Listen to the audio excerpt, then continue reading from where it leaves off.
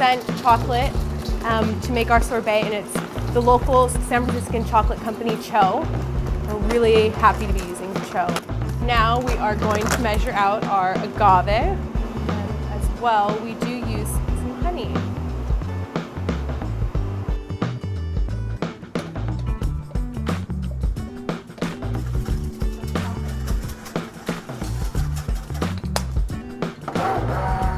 The agave is just so important to all of our recipes, and that is because it really brings out the natural flavor of the product, of our ingredients, versus leaving an aftertaste that the sugar does. So that's why we really like to use it. In addition to the health benefits, we're able to use a lot less sweetener.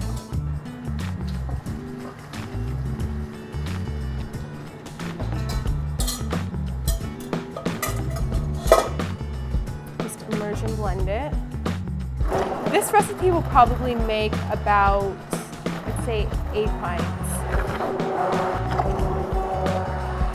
Okay, and there you have it, the 60% Cho chocolate sorbet.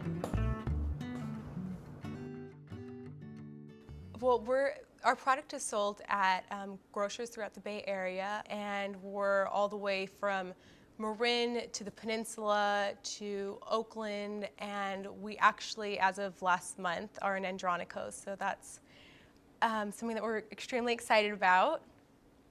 The idea to start the sorbet business actually sprung from me just babysitting a little girl. We were watching TV one day, and she brought up some sorbet that her mom had made out of a juicer, and it tasted amazing. It tasted just like ice cream. And I was like, wow, this would be something great to do at the farmer's market, something that would be really low cost, small startup business. Natalie and I were actually at the Embarcadero Farmer's Market, and I said, hey, would you like to go in on this with me, and we can be partners? And she said, well, sure. I've always loved the idea of health, and it sounded like a product that I would want to be a consumer of. And so that's kind of was my initial thoughts. I was excited for her, and also I gave her my tidbit of advice, or what I thought on the business was to have a great personality for the company as far as marketing and the whole visual aspect of it.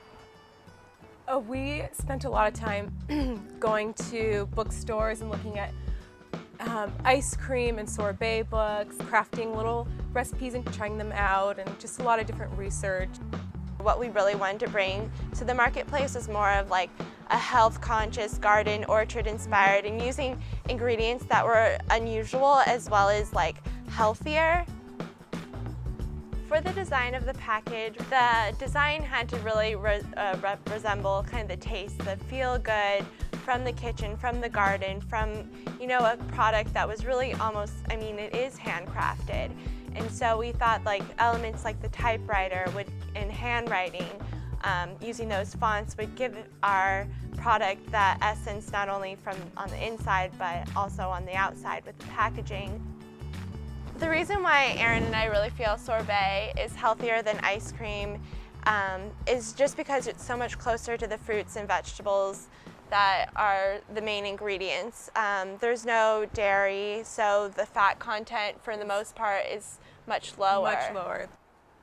Our original vision was going to be vending at the local farmers markets, but it's incredibly difficult to get into. It takes years. And so then we realized, I think packaging our product and getting it into grocery stores was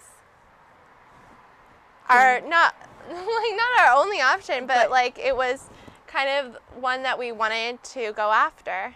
So we just decided we'll go for the gusto. We went to multiple workshops, but we did go to this one workshop that was for people that have been in the restaurant industry for a long time that wanted to start their own restaurants. And so Natalie, said, we're Natalie and Aaron. We are starting a sorbet company called Garden Creamery. And they said, well, tell us about your product. They're like, starting a sorbet or ice cream company is so difficult. Yeah, you're going to need 10 years to perfect the product, even in Europe. That's like a long-term career. And obviously, we didn't go out of there feeling really great about ourselves. Actually, we kind of kicked each other and we're like, well, they just don't know. Yeah, they don't know us. We work so hard at it every single day. We'll get there. I think we're a great team just because we've learned to communicate really well with each other. Natalie's very focused and not emotional at all, which helps us get our product out there quickly and not to dwell on things, which is extremely important in business. I've definitely had to sacrifice a lot in terms of my lifestyle and starting this business. I don't go out nearly as much. I don't ever buy clothes. Tremendous just cut back just to invest every single thing I make into the business. There was a moment where, or a few days or a patch of a few weeks where I was like, am I losing, some of my favorite attributes of myself or the things that in my life that I most enjoy? But again, we found balance. I would say giving people advice that want to start their own business that in order to actually start your business, it takes a lot of work, a lot of dedication, a lot of research, and just follow through with it, because if you don't, obviously it's never going to spring about. A lot of people have a lot of great ideas, but there's very few that actually follow through.